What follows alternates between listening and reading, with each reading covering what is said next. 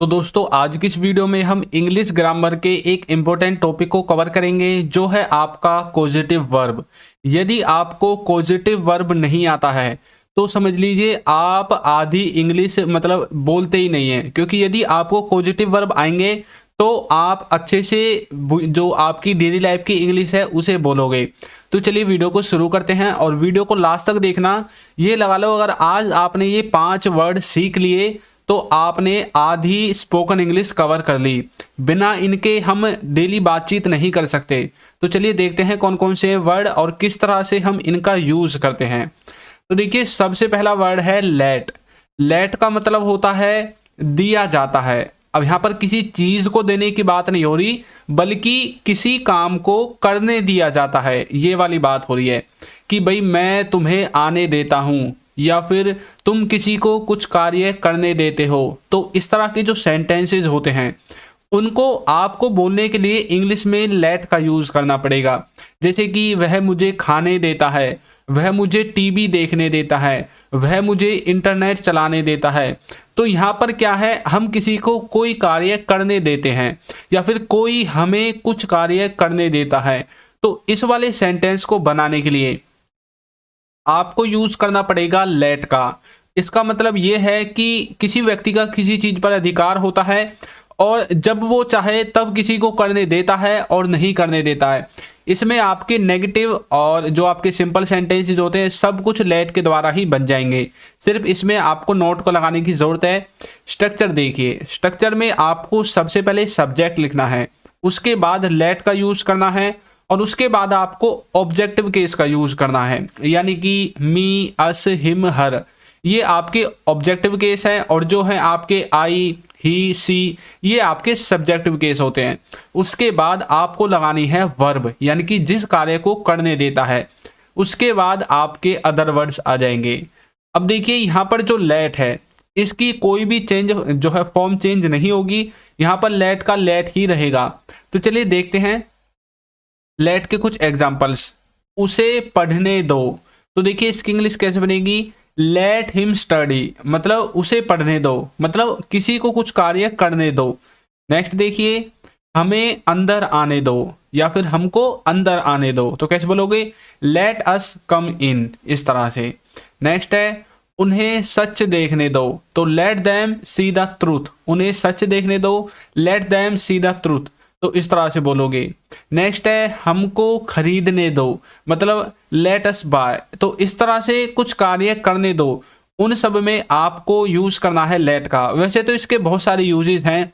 यदि आप चाहते हैं कि मैं इसके ऊपर एक सेपरेट वीडियो बनाऊं अलग से, तो आप मुझे कमेंट बॉक्स में बता सकते हैं। वैसे आप इसका यूज करते हैं जैसे कि वह मुझे, मतलब उसने मुझे यह काम करने नहीं दिया, तो कैसे बोलोगे, he didn't let me do that work, मतलब उसने मुझे वह काम करने नहीं दिया। तो इस तरह से जो मैंने आपको पीछे स्ट्रक्चर बताया था, सबसे पहले सब्जेक्ट, उस तरह के सेंटेंसेस बनाओगे। देखिए नेक्स्ट है आपका मेक। मेक का मतलब होता है करवाया, यानी कि किसी ने किसी से कुछ कार्य करवाया। जैसे कि आप बोल सकते हैं कि उसने मुझसे पढ़वाया या फिर उसने मुझसे लिखवाया या फिर उसने मुझसे खाना बनवाया। तो ये कार्य क्या है, ये उसने मुझसे करवाए या फिर मैंने उससे करवाए। तो यहाँ पर दो व्यक्तियों के बीच की बात को बताने के लिए हम यूज करते हैं मेक का।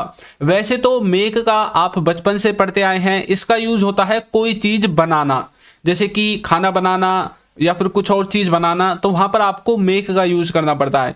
लेकिन पॉजिटिव वर्ब में यहाँ पर आपको यूज करना पड़ेगा मेक का मतलब है कोई कार्य किसी से करवाया या फिर नहीं करवाया।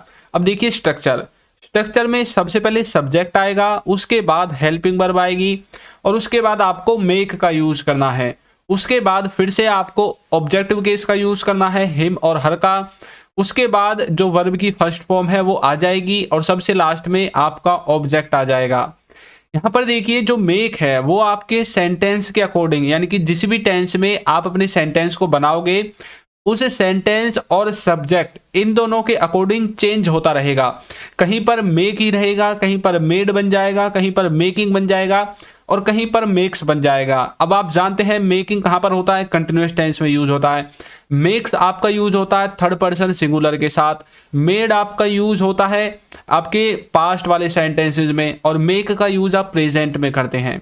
तो चलिए इसके कुछ एग्जांपल्स देख लेते हैं। उसने मुझे पढ़वाया, तो कैसे बोलोगे? He made me study. अब यहाँ पर हमने इस सेंटेंस को पास्ट में बनाया है कि भाई पास्ट में उसने मुझसे पढ़वाया, तो ही मेड मी स्टडी, इस तरह से। नेक्स्ट है मैं उसे समझाऊंगा। अब यहाँ पर मैं बात कर रहा हूँ फ्यूचर की, कि फ्यूचर में मैं उसे समझाऊंगा, तो कैसे बोलोगे?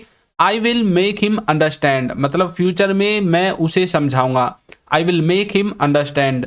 नेक्स्ट है मैंने उसे समझाया, तो कैसे बोलोगे? I made him understand.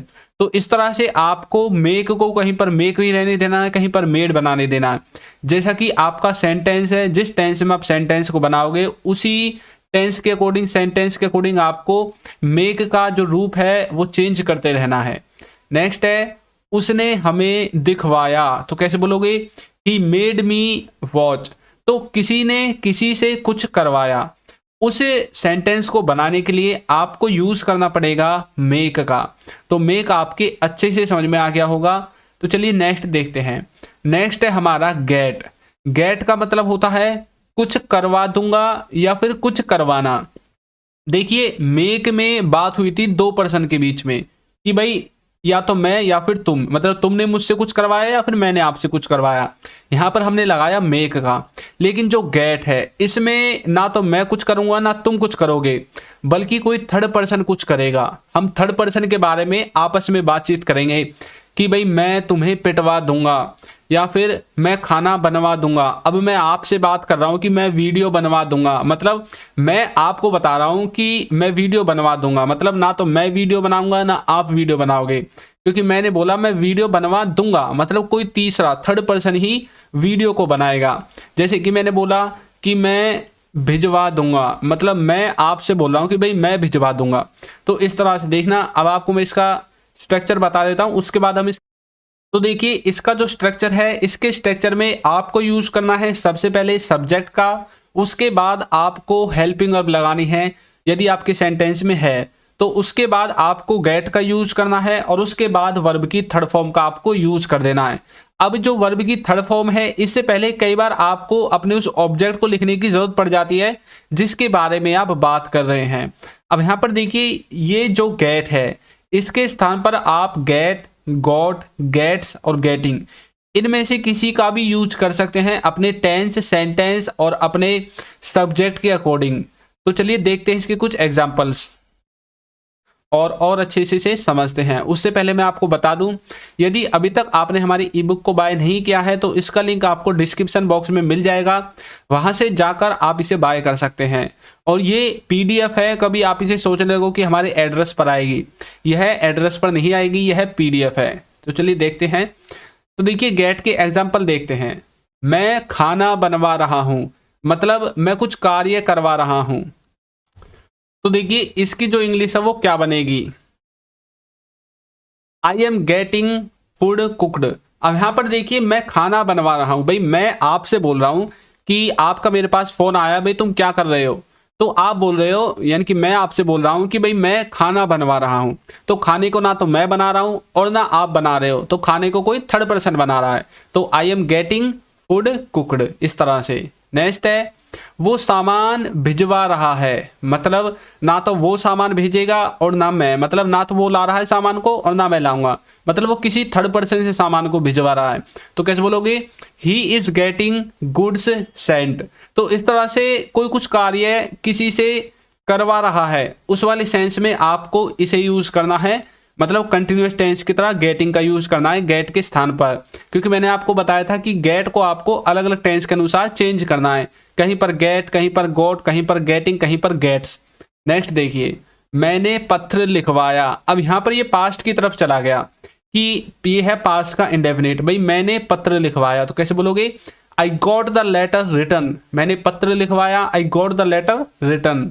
Next है तुम इसे करवा दो। अब इसमें कैसे बोलेंगे?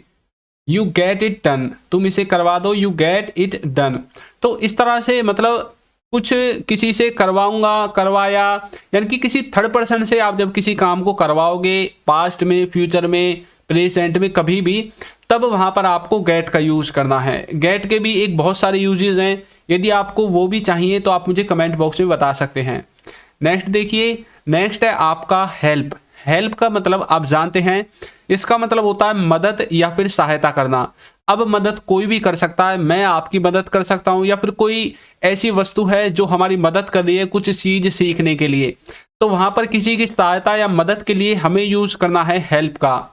देखिए स्ट्रक्चर में सबसे पहले सब्जेक्ट, उसके बाद हेल्प, और उसके बाद पर्सन, और उसके बाद वर्ब की फर्स्ट फॉर्म, और उसके बाद आपके जो अदर वर्ड्स यानी कि ऑब्जेक्ट वगैरह वो सब आ जाएंगे। तो यहाँ पर जो हेल्प है वो हेल्प का हेल्प ही रहेगा। तो देखिए इसके एग्जांपल्स, वह नए शब्द याद करने में मेरी मदद करता है, यानी कि हम किसी व्यक्ति के बारे में बात कर रहे हैं कि भाई वो हमारी मदद करता है नए नए वर्ड्स को याद करने के लिए, तो कैसे बोलोगे, he helps me learn new words, वह मेरी मतलब नए नए शब्द याद करने में सहायता करता है। नेक्स्ट है, हमने वहां पहुंचने में उसकी मदद की, तो कैसे बोलोगे, ये पास्ट का सेंटेंस है, I helped him to reach there. तो इस तरह से आपको यूज करना है हेल्प का किसी की मदद या फिर सहायता वाले सेंटेंसेस में। तो चलिए नेक्स्ट देखते हैं। नेक्स्ट है हैव। हैव का मतलब होता है कुछ करवाना। तो देखिए ये जो हैव है ये आपका गेट के स्थान पर यूज होता है, यानी कि जहां पर आप गेट का यूज करोगे वहां पर आप हैव का यूज भी कर सकते हैं। तो आप हैव से बोलो या फिर गेट से बोलो, कोई जो फर्क है वो नहीं पड़ता है। लेकिन कुछ ऐसे सेंटेंसेस होते हैं जहां पर आपको हैव ही लगाना पड़ेगा, और कुछ ऐसे होते हैं जहां पर आपको गेट ही लगाना पड़ेगा। तो देखिए इसका स्ट्रक्चर कैसे बनेगा। इसके स्ट्रक्चर में आपको सबसे पहले यूज करना है सब्जेक्ट का, उसके बाद आपको लिखना है हैव, और उसके बाद आपका जो भी पर्सन है या फिर जो भी कुछ है उसको आपको लिख देना है यदि है, अगर नहीं है तो अलग बात है।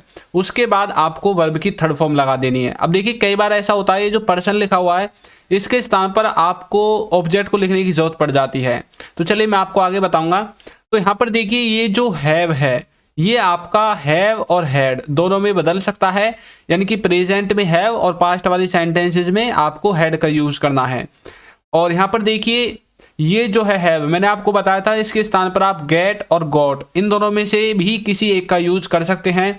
जरूरी नहीं है वहां पर आपको हैव ही लगाना पड़े, आप हैव और गॉट इन दोनों में से किसी का यूज भी कर सकते हैं। तो चलिए देखते हैं इसके कुछ एग्जांपल्स। मैंने अपने बाल कटवाए, तो इसकी इंग्लिश बनेगी I had my hair cut. अब यहाँ पर आप गोट का यूज भी कर सकते हैं, आई गोट माई हेयर कट, इस तरह से। नेक्स्ट है मैंने फोन ठीक करवाया, तो कैसे बोलोगे, I had the phone repaired. तो इस तरह से आप हैव, हैड और गॉट या फिर गेट इनमें से अपने सेंटेंस और टेंस के अकॉर्डिंग इनका यूज कर सकते हैं। हैव के स्थान पर आप गेट का यूज भी कर सकते हैं और हैड के स्थान पर गॉट का यूज भी कर सकते हैं। तो चलिए अब आगे देखते हैं। आप सबके लिए मैंने एक सेंटेंस लिखा है और इसको आपको ट्रांसलेट करके कमेंट बॉक्स में जवाब देना है। उसने मेज बनवाई, मेज का मतलब है कोई टेबल, तो इसको आपको कमेंट करके बताना है कि इसका आंसर क्या होगा। तो वीडियो आपको कैसी लगी है जरूर बताइएगा, और यदि अभी तक आपने हमारे चैनल को सब्सक्राइब नहीं किया है तो चैनल को सब्सक्राइब कर दीजिए, वीडियो को लाइक कर दीजिए और एक अच्छा सा कमेंट करना बिल्कुल ना भूलें। Thank you.